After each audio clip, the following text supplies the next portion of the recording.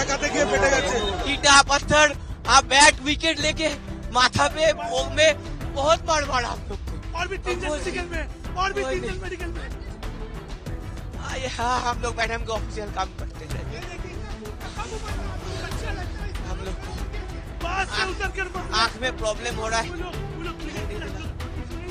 लेकिन वो लोग बात से उतर कर हम लोग का विदाई कर सोची बजा के घर के अंदर घुस के वो लोग अटैक कर रहे हैं। ये हम लोग बर्दाश्त नहीं करेंगे। बाहर से आके पुलिस ऑफ गिरीशपत थाना पुलिस इंचार्ज क्यों फाड़ा, क्यों मारा, तो बोले क्यों बॉयकॉट बीजेपी लिखा और मानছে ওরা করেছে। पश्चिम बंगाल में इसी साल विधानसभा चुनाव है। सीएम ममता बनर्जी पर लगातार बीजेपी गंभीर आरोप लगा रही है। कभी राष्ट्रपति द्रौपदी मुर्मू के अपमान का, तो अब उनके कार्यकर्ताओं पर आरोप लगाया जा रहा है कि उन्होंने बीजेपी कार्यकर्ताओं पर हमला किया, वो भी तब जब प्रधानमंत्री मोदी कोलकाता में रैली करने के लिए आने वाले हैं। हालांकि लगातार इन आरोपों को खारिज करते हुए ममता बनर्जी ने जवाब दिया है। और अब ताजा मामला है कि राजधानी कोलकाता में प्रधानमंत्री मोदी की बड़ी रैली से पहले सियासी माहौल अचानक गर्मा गया। रैली से ठीक पहले बीजेपी और टीएमसी के समर्थकों के बीच तीखी झड़प की खबर सामने आई, जिससे इलाके में तनाव का माहौल बन गया। आरोप लगाया जा रहा है कि जब बीजेपी के कार्यकर्ता और समर्थक ब्रिगेड प्लेग्राउंड की ओर रैली में शामिल होने के लिए जा रहे थे, तभी रास्ते में दोनों दलों के समर्थकों का आमना सामना हो गया। शुरुआत में कहासुनी हुई, लेकिन देखते ही देखते माहौल बिगड़ गया और धक्का मुक्की के साथ कथित तौर पर पत्थरबाजी की घटनाएं भी सामने आई। बीजेपी नेताओं का आरोप है कि टीएमसी से जुड़े लोगों ने उनके कार्यकर्ताओं को रैली स्थल तक पहुंचने से रोकने की कोशिश की। पार्टी का कहना है कि इसी दौरान विवाद बढ़ा और कई जगहों पर झड़प हो गई। इस घटना में कई कार्यकर्ताओं के घायल होने की भी खबर है। पागल हो गया है तृणमूल, वो सोच रहा है हम लोग को हमला करके अटकाएगा, नहीं अटका पाएगा। ये श्यामा प्रसाद मुखर्जी का दल है। हम लोग का ब्रिगेड में आदमी ना जा पाए, इसके लिए उन लोगों ने बस अटकाने के लिए ईट पटकल चलाया, बस में आघात किया। हमारे जिला प्रेसिडेंट अभी हॉस्पिटल में एडमिट हुए। मैं मार्ट में था, मेरे को वहां से खबर मिली, मैं वहां से दौड़ आया। ये देखिए रैप का क्या हालत है, आप देखिए रैप यहाँ खड़ी है और इस गली में आइए मैं आपको दिखाता हूँ। कोई दोष नहीं था, हम लोग तो बाड़ी में थे मैडम के, वो लोग उतार के मैडम के बाड़ी में घुस के हम लोग को मारना शुरू कर दिया। कोई प्रॉब्लम नहीं था, कुछ नहीं था, हम लोग आराम से रैली रहते हैं। ईटा पत्थर आप बैट विकेट लेके माथा पे मुंह में बहुत मार मारा हम लोग। वो लोग बात से उतर कर हम लोग का विदाई कर सोची बजा के घर के अंदर घुस के वो लोग अटैक कर रहे हैं। ये हम लोग बर्दाश्त नहीं करेंगे। बाहर से आके अरे ये गुंडा नहीं, ये खूनी है। ये बीजेपी गुंडा नहीं, खूनी है। ये खूनी बंगाल को दखल करेंगे। हालांकि टीएमसी ने इस आरोपों को सिरे से खारिज कर दिया है। पार्टी के वरिष्ठ नेता शशि पांजा ने पलटवार करते हुए कहा कि बीजेपी कार्यकर्ताओं ने ही उनके घर के पास पत्थरबाजी की और माहौल खराब करने की कोशिश की। उनके मुताबिक इस घटना में उन्हें भी चोटें आई हैं।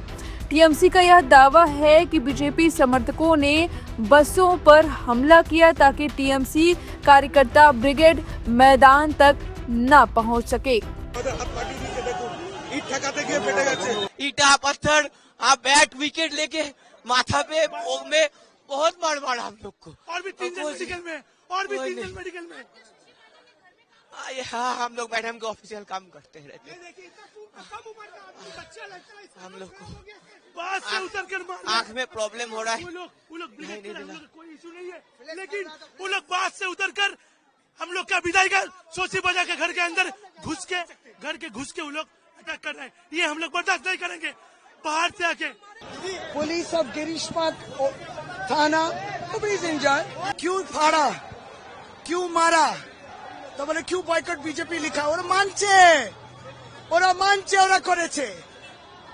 তারপরে ওরা दोनों दलों के आरोप प्रत्यारोप के बीच इलाके में अफरा तफरी का माहौल बन गया। स्थिति को काबू में करने के लिए पुलिस को मौके पर पहुंचना पड़ा और कई इलाकों में अतिरिक्त सुरक्षा बल तैनात किए गए। पुलिस अधिकारियों के मुताबिक फिलहाल हालात नियंत्रण में है, लेकिन पूरे मामले पर नजर रखी जा रही है।